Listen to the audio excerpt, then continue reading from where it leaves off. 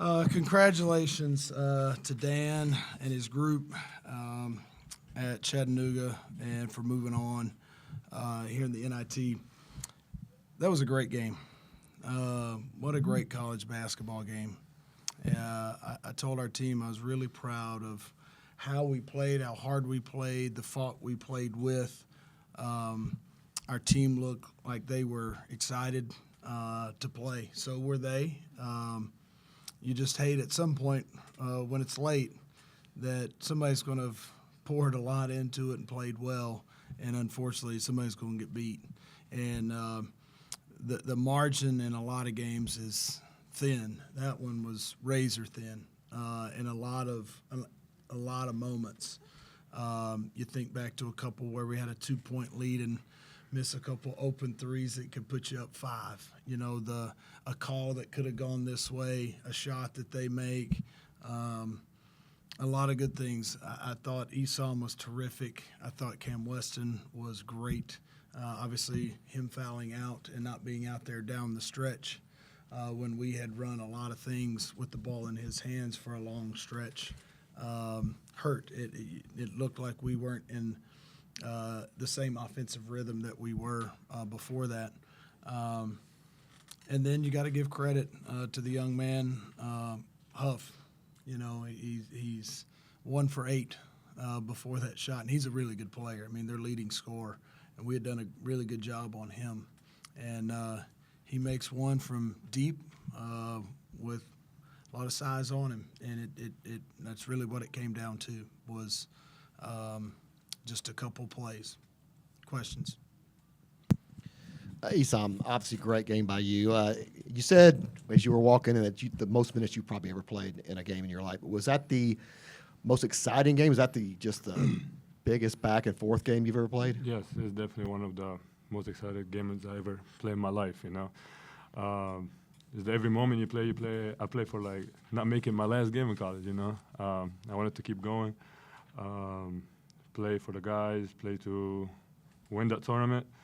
We came a little short, but it was an exciting game. It was a fun game. It was I bet everyone here enjoyed watching that game. You know, so it was definitely one of the most fun games I ever played at.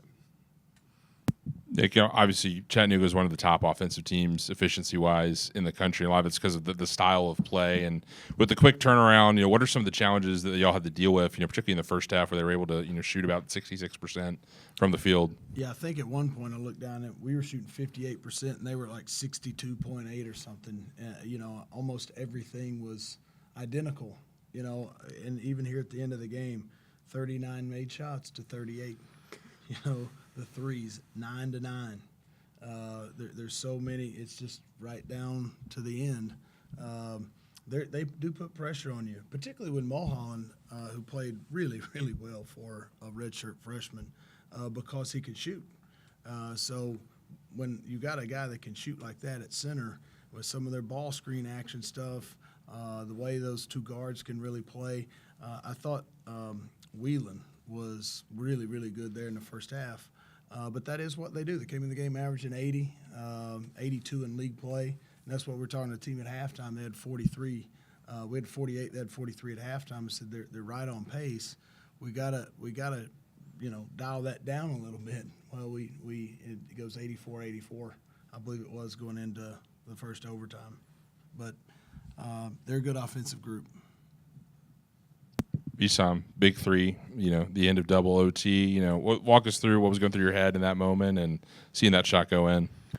In my head, I know I'm going to make it.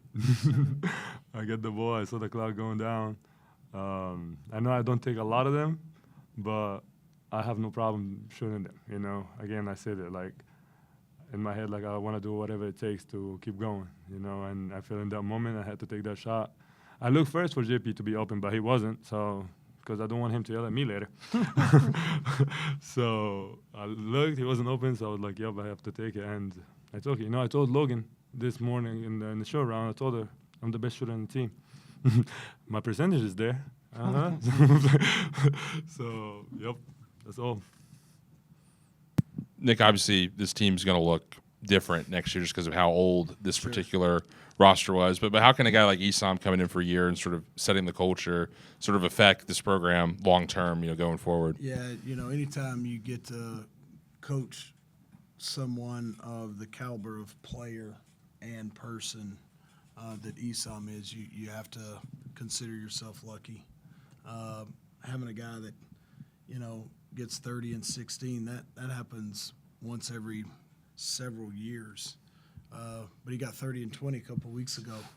You get spoiled with this guy and the rebounding numbers that he gets. I mean, you can think back to, at least I can, just years of like, man, this guy played great and had 14 and 8. And that's every night for this guy.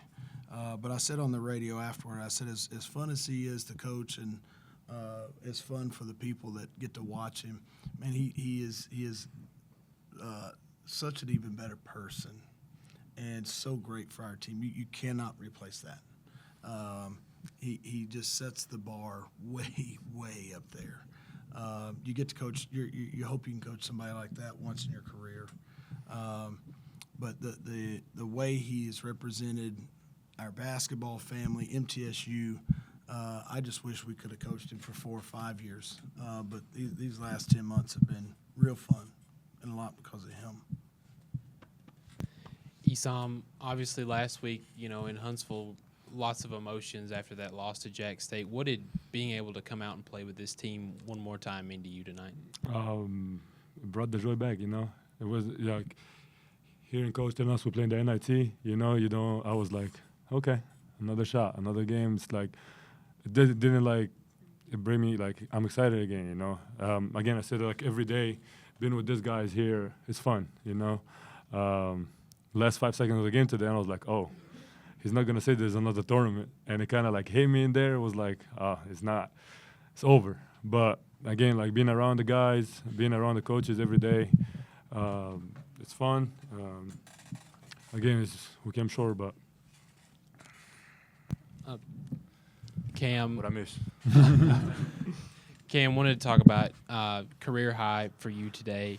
Talk about maybe the roller coaster of emotions there in that second overtime where you set a career high and then turn around and you end up fouling out. Kind of the range of emotions maybe you were feeling in that at the time. First overtime, man. Obviously, I was extremely excited, ready. I was still on 10, ready to keep going. Second overtime is like, okay, we got another 5 more minutes. I'm still ready though. That third overtime hit, man, you kind of get exhausted, but it was amazing. It was an amazing feeling. Obviously, I to be real, I didn't even know I fouled out. They had to tell me that I fouled out and everything. I was just so much in the game that I didn't even really know it myself. But just giving my all to this team tonight.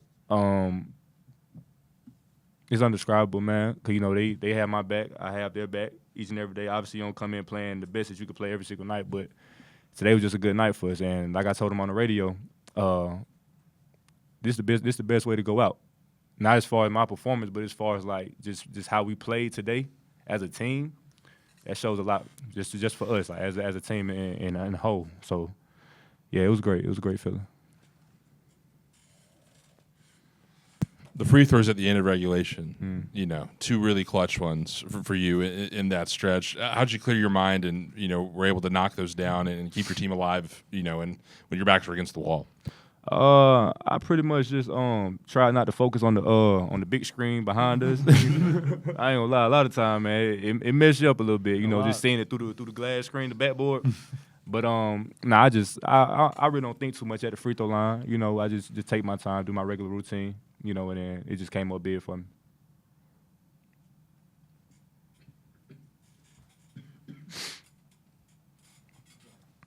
Coach, how is it preparing to play a team so quickly without knowing well in advance who you were going to play? Yeah, obviously Sunday's practice was more of just work on us. Just get out there and get back in the groove because we were off Saturday. So Sunday was more just about us, and then it's a quick prep to your point. And some of their stuff is stuff that you really going to have to try to understand concepts more than try to memorize plays because you've just got such a quick turnaround. it's obviously, disappointing that it didn't end the way that we wanted to. But not many teams get to end their season on a win, and that's just the fact of the game. So, looking back at the season, what are the highlights that you're going to take with you, whether it's to next season for you here or to whatever y'all's future carries? Yeah, I just told the guys in the locker room after the game I was really proud of what they've done for the last 10 months. We got together the first week of June and have been at it ever since. And so that's a long grind, because you're practicing in the summer, you're practicing in the fall, and we're just 12 days away from April. So we've been at it for 10 months, and No breaks. we're one of the, is there another 2-semester sport? We're the only sport where, like, you got to get going the first day of school, and then you get a 4-day Christmas break, and you're going to play till now. And so for some teams, that's just it's a lot. It's too much, and they've kind of tapped out 3 weeks ago. I was really proud of our toughness. Took a hard loss on Friday in the semifinals of our tournament, and to kind of bounce back with the right energy you got to have to beat a team like that, playing a tournament like this. Just couldn't be more proud. Disappointed in the result, but man, this group was really fun to coach and be around. Guys, anything that you're going to take away that you're going to build on? Just this bond that I have with these guys, man. Great group of brothers, man. Even the ones that came in that's new, J-Rock, Esam, Kamari, so on and so forth. Just getting to know them over the years, not over the years, but over the last 9-10 months, man. It's been amazing. You learn a lot from them, and just take what you learn from them. You know what I'm saying? And just progressing in the real world, man. I'm done with college. I don't know what is coming next, but I know in my head I won't find another team like the team I play with this year. Players, coaches, people, the university. It was joyful. Like every day was fun. Love these guys. Love the coaches. I'll be lucky if I find another team like that again. That's it.